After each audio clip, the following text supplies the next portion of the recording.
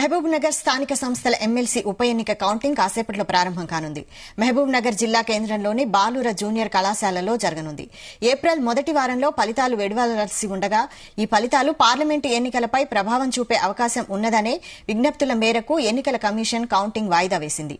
Parliament ఎన్నికలకు ముందు జరిగిన ఎమ్మెల్సీ ఉప ఎన్నికలో కాంగ్రెస్ బీఆర్ఎస్ అభ్యర్థులు మన్నె జీవన్ రెడ్డి, నవీన్ రెడ్డితో పాటు మరికొంతమంది స్వతంత్ర అభ్యర్థులు పోటీలో ఉన్నారు.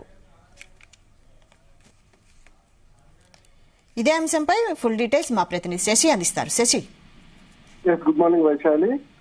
మహబూబ్ నగర్ స్థానిక సంస్థల ఎమ్మెల్సీ ఉప ఎన్నిక కౌంటింగ్ ఈ రోజు మహబూబ్ నగర్ జిల్లా కేంద్రంలో బాలూర జూనియర్ కళాశాలలో జరగనుంది. అయితే వాస్తవానికి మార్చి 28 తేదీన ఈ ఎమ్మెల్సీకి సంబంధించిన ఉప ఎన్నికలు జరిగాయి. కల్లకుర్తి ఎమ్మెల్యే కచ్చిరెడ్డి నారాయణ రెడ్డి తమ ఎమ్మెల్సీ పదవికి రాజీనామా చేయడంతో ఎమ్మెల్సీ ఎన్నికలు జరుగుతున్నాయి. అయితే ఈ ఎన్నికలకు సంబంధించి ఫలితాలు ఏప్రిల్ మొదటి వారంలోనే రావాల్సి ఉంది. అయితే ఈ ఫలితాలు పార్లమెంట్ ఎన్నికలపై ప్రభావం చూపే అవకాశం ఉన్నదనే విజ్ఞప్తులు మన వివిధ పార్టీల నాయకులు ఈ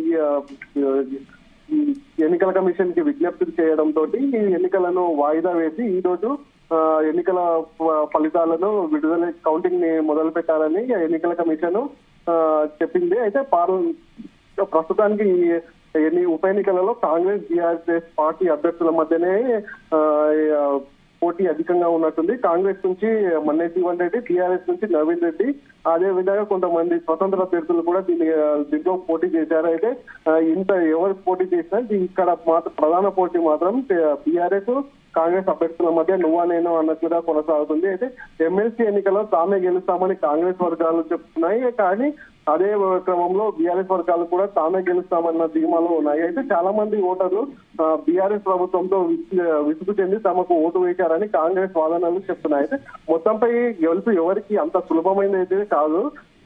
రాజకీయ నిపుణుల మొత్తము 1439 మంది ఓటర్లకు గాను 2 మినహాయించి మిగతా 1437 మంది తమ ఓటు హక్కును అయితే వినియోగించుకున్నారు.